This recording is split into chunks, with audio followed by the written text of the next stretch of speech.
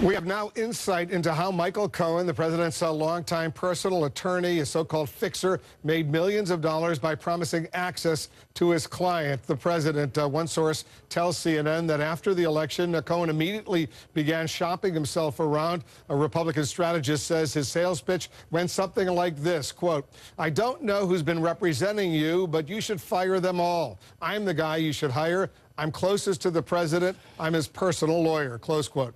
At least 4 companies took the bait, including one tied to a Putin ally. In all, the companies paid Cohen around $2 million. It's important to note that Cohen hasn't been accused of any wrongdoing, but the new revelations do raise some serious questions about whether one of the president's closest confidants engaged in influence peddling. That could also spell some potential legal trouble for Cohen, who's already had his office, his home, his hotel room raided by the FBI. He's clearly under criminal investigation right now. So far, at least 2 companies say they've cooperated with the special counsel, and CNN has exclusively learned that Robert Mueller's team interviewed the Russian about payments his U.S. affiliate made. CNN reached out, by the way, to the president's attorney, Rudy Giuliani, earlier this morning. Giuliani says he doubts President Trump knew about the payments to Cohen. He added, and I'm quoting Giuliani now, "I'll only get concerned about it if somebody says it involves the president." So far, they're not saying that, close quote. With me to discuss all of this, CNN political analyst, the veteran journalist, Carl Bernstein. Carl, you just heard the explanation of what the sides are respectively saying. What do you think? It's quite a list. I think the first thing is to look at Cohen in terms of his connections to Russians, particularly the Russian named in this latest round, to whom his slush fund, his secret account, that is to say Cohen's, received hundreds of thousands of dollars from someone connected probably to Vladimir Putin. That's the thing we ought to be looking at more than anything, because this whole idea that the President of the United States and others, his Republican supporters, keep saying no collusion, no collusion, no collusion. In fact, one reason that there is an open case about collusion, from what we know from investigators, from others, is because of these constant contacts with Russians, among those around the president, including his fixer and his lawyer, Michael Cohen. And what the prosecutors in New York may have as a result of the raids that you've just pointed out on Cohen and his devices and his computers is really relevant to the question of Russia.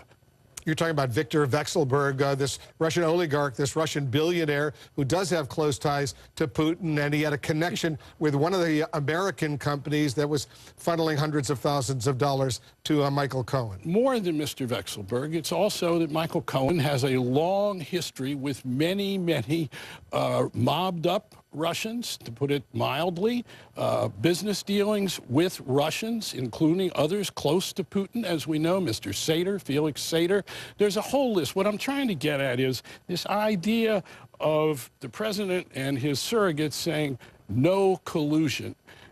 Is a bit of a ruse to undermine the investigation of Mueller. The whole reason that we need an independent investigation is because so many people, Mr. Manafort, Mr. Gates, and on around Donald Trump, including his son-in-law, have dealings with Russians that we need to look at in terms of what happened in the campaign, what happened that made the President of the United States or President-elect say, oh, yeah, we'll do away with sanctions that Mr. Putin would like removed, etc. This is time for serious investigation, not political undermining of the special prosecutor's investigation, which Mr. Giuliani and the President of the United States are determined to do. The president, he has defended Michael Cohen in the past. He described the FBI's raid, which had a court order against Cohen's home, his office, as break-ins. How do these payments, if at all, alter the dynamics of that relationship? We don't know. We don't know. Obviously, that there is a lot of thought that Cohen is facing perhaps an awful lot of time in the slam, to put it mildly, for many, many of his activities. And there is a desire among prosecutors in the Southern District, I believe, that perhaps he will break and talk about what he knows in his relationship with the President of the United States. He was his fixer. He was his emissary in many business dealings.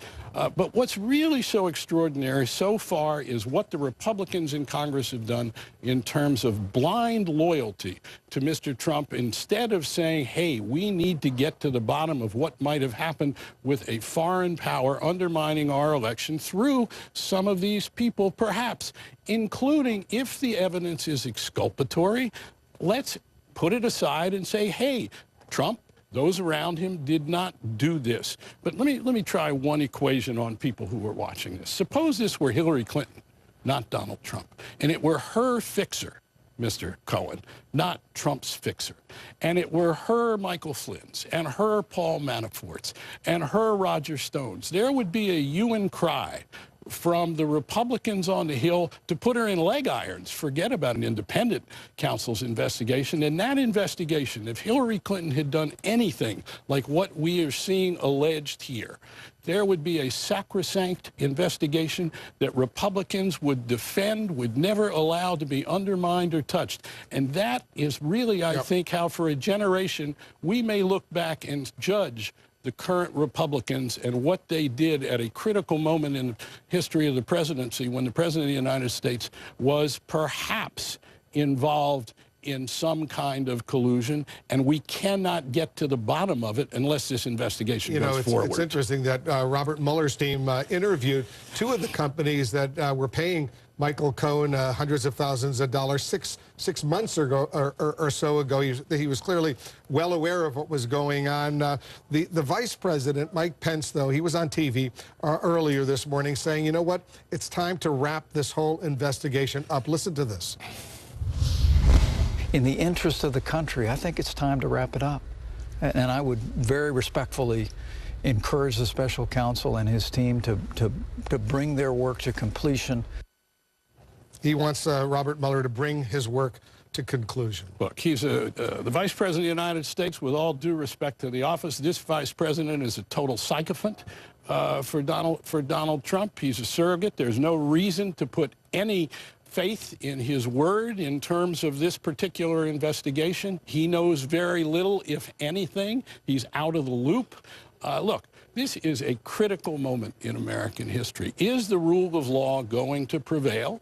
Are we going to have accountability to the President of the United States, or are we going to have a legitimate investigation undermined by Republican members of Congress and by those around the President and his supporters? One would hope that even his base, which is everything in terms of his politics, in terms of how he goes after the press, because he understands that we are meat to his base, and that is his hope of survival if the facts here turn out to be really nefarious and deleterious to his future.